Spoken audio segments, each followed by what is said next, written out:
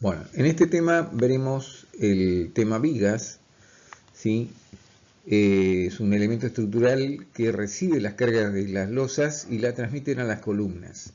También pueden recibir cargas de las losas y transmitirla a otra viga y esa viga transmitirla a las columnas. En la planta estructural podemos tener vigas de un solo tramo, que es lo que nosotros calculamos vigas como una viga isostática, o vigas de dos tramos si la calculamos en forma hiperestática. ¿Qué significa calcular en forma hiperestática? Que esto tiene continuidad y por lo tanto acá va a aparecer un empotramiento en el apoyo. El diagrama de momento flector va a ser algo así y significa que en la parte del apoyo tiene tracción en la parte superior de la viga. Quiere decir que necesitamos colocar armadura en la parte superior de la viga y en la parte central, en la parte del medio, en la parte inferior. Esto sería una viga hiperestática de dos tramos. Entonces, ¿qué otra cosa tenemos? Tenemos vigas rectangulares T y L, ¿sí? En el caso de viga rectangular, si yo tuviera viguetas prefabricadas, una losa de viguetas prefabricadas, la viga debería ser rectangular. Y si tuviera hormigón armado y tuviera un voladizo y dos losas continuas, obviamente podría considerar una sección T o una sección, también si fuera hormigón, todo, una sección L. Entonces, de acuerdo al material que tenga, podré considerar como viga placa, que es este caso y este caso son viga placas, o como vigas rectangulares. Y la forma de representar una viga, como aprecian ahí en el dibujo, es línea de trazo y punto, trazo y punto, trazo y punto, con dos líneas de borde. En la planta estructural, si tiene una línea roja, quiere decir que apoya muros sobre la viga, entonces es la forma de representarla gráficamente a una viga. Y se representa en función de identificar viga 3 con el número que se le designa y la longitud que mide, ¿sí? Si 4 metros, 4,33, 3,33 la longitud de la viga de apoyo.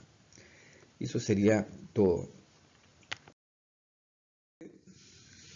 En este caso lo que vemos es las luces de apoyo. Las luces de apoyo casi siempre es la distancia, si tenemos apoyado en columnas, a eje de columna, ¿sí? Al centro de la columna.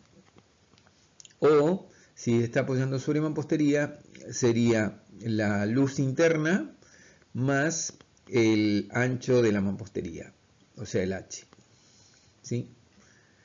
En este caso la altura o espesor mínimo la calculamos de la igual forma que en losa.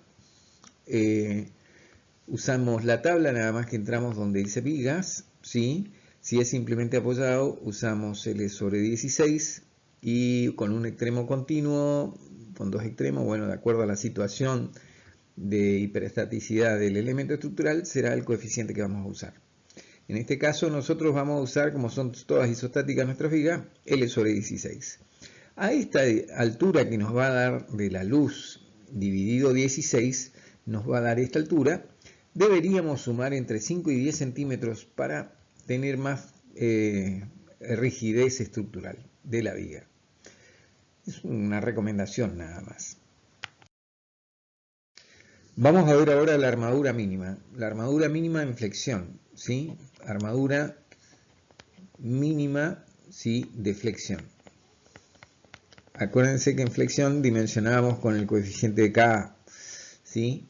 Entonces, tenemos dos situaciones, dos fórmulas. Esta es cuando la tensión especificada del hormigón es mayor que 300 kilogramos por centímetro cuadrado. Y en esta fórmula que estamos mirando acá, realmente las resistencias están en megapascales. Hay que tener mucho cuidado.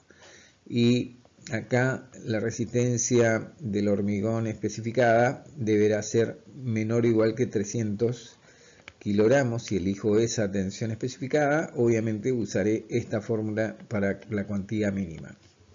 ¿Sí? ¿Cuál es la armadura que debo colocar como mínimo para tener una rotura predecible de la estructura de hormigón armado? También debo respetar, como en losa, la separación. Si yo tengo mi ancho como la mayoría de las vigas tienen 20 centímetros, casi no se hace eso. ¿Sí? Total, la distancia seguro que verifica esta separación que existe entre las armaduras. Pero si mi viga tuviera, porque hay vigas que pueden tener 100 centímetros, como si fuera una losa, ¿sí? O 80 centímetros, deberé verificar la separación máxima que debo colocar a esa armadura, ¿sí? Entonces, eso sí o sí, tengo, lo mismo que en losa, se debe verificar. Sí. Bueno, ahora veremos la resistencia al esfuerzo cortante. La resistencia de flexión ya sabemos cómo es igual que en losa, lo único que cambia es el ancho. Ahora nuestro ancho de nuestra viga, acuérdense siempre que puede ser, el estándar es 20 centímetros, ¿sí? Puede ser de 10 centímetros, 12 centímetros, pero el estándar que más se usa es 20 centímetros. En la resistencia al esfuerzo cortante se debe cumplir esta condición, que es importante, que es la resistencia de diseño, que está por un coeficiente de disminución, de reducción, por la resistencia del nominal de los materiales, debe ser mayor que la resistencia última, ¿sí? La resistencia última sale de la mayoración de las cargas.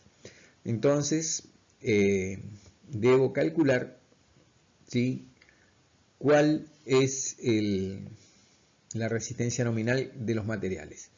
Y como tengo dos materiales, tengo por un lado el hormigón, que me aporta BC, y BS me aporta la armadura, ¿sí? ¿Y qué es la armadura? La armadura van a ser o estribos o barras dobladas a 45 grados. Cualquiera de esas dos me va a resistir el esfuerzo cortante. Y entonces, estas dos resistencias me hacen la resistencia nominal.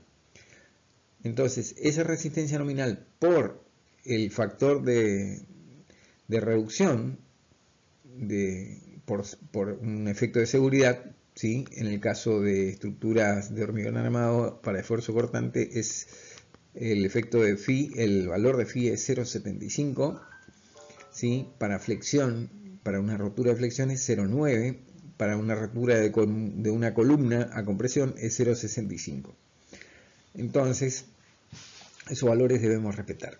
Luego tenemos acá que el esfuerzo cortante mayorado máximo BU en los apoyos se puede disminuir, ¿sí? Si yo tengo una viga, yo podría considerar no el esfuerzo cortante que tengo justamente en el eje de la columna o en el borde de la columna, sino que podría ir a 45 grados y considerar a una distancia del borde de la viga.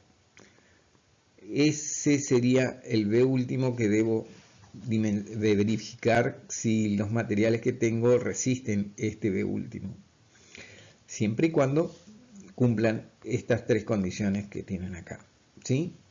Que como podrán ver son que no tenga cargas suspendidas, que no tenga una carga puntual cerca del apoyo, ¿sí?, que me produce un corte justo en el borde de la viga, que no tenga carga, me transmite carga de compresión, ¿sí?, en el borde superior. Y bueno, son las condiciones que debe cumplir. Si cumple, que verifica que las cargas no tiene cargas puntuales, no tiene cargas suspendidas, bueno, podría hacer considerar el esfuerzo cortante en esta sección. ¿Por qué es importante esa consideración? Porque realmente yo tengo menor resistencia B última acá, ¿sí? Si no, sería con este valor que está acá, la resistencia última que deberé verificar si los materiales verifican para ese esfuerzo. Bueno, eso sería todo. La resistencia que aporta el hormigón. El hormigón, sí, colabora en forma simplificada un sexto de la resistencia de tracción del hormigón por la sección de la viga, ¿sí? Entonces, ese esfuerzo colabora el hormigón. Acuérdense que si este valor, el 50%, o sea, la mitad de este valor, es mayor que el B último, obviamente no necesito colocar armadura, pero en viga se debe disponer una armadura mínima. No es como en losa que se prescinde de la armadura. Acá en viga sí se debe colocar una armadura mínima, ¿sí? Y un distanciamiento mínimo. Y las armaduras a usar para el esfuerzo cortante son dos. Tenemos estribos y armaduras dobladas, ¿sí? Estas son los dos tipos más clásicos de armadura. Acá podemos ver en la foto, esta está muy armada, ¿sí? Vemos armaduras dobladas a caballete, se ve que tiene un esfuerzo de corte muy grande y los estribos están muy densamente colocados, significa que el esfuerzo acá que está trabajando esta viga, un esfuerzo cortante valores muy grandes. Sí. Entonces, ahora, ¿cómo vamos a calcular eso? En este caso vamos a ver el esfuerzo cortante, ¿sí? El esfuerzo cortante en este caso era la resistencia de diseño, ¿sí? Que sería un factor de disminución de carga por la resistencia nominal de los materiales, deberá ser siempre mayor que la resistencia requerida última, ¿sí? Que son bajo cargas mayoradas.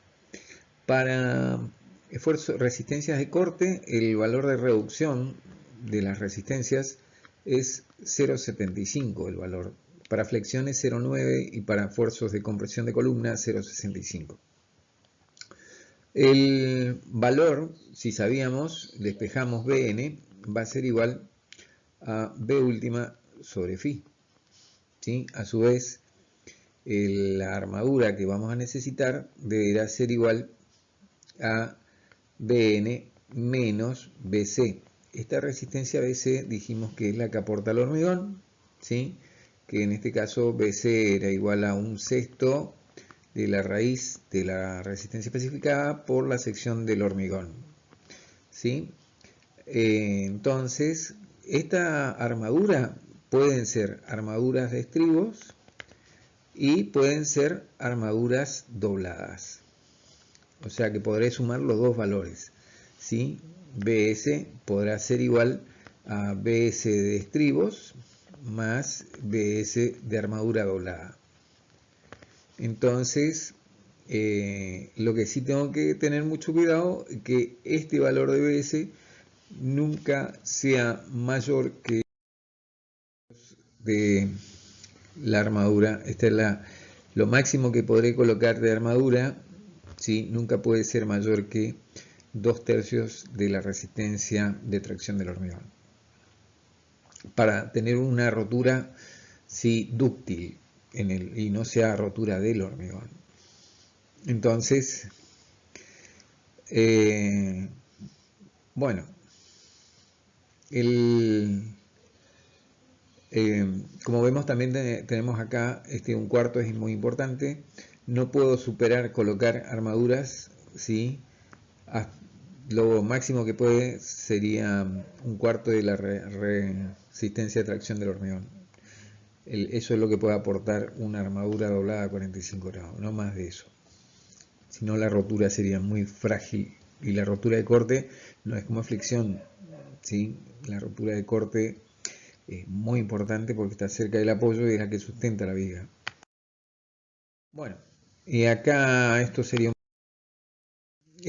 lo importante, la armadura mínima que debo disponer, ¿sí? Pero esto es lo más importante, es las distancias o separación entre estribos que se debe respetar, ¿sí? Esto dependerá de la resistencia también de tracción del hormigón.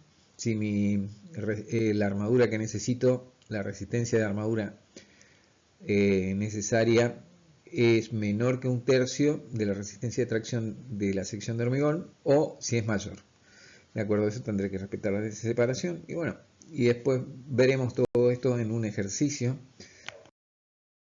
Mejor las condiciones, cómo se procede, dónde se dobla la armadura y esas condiciones.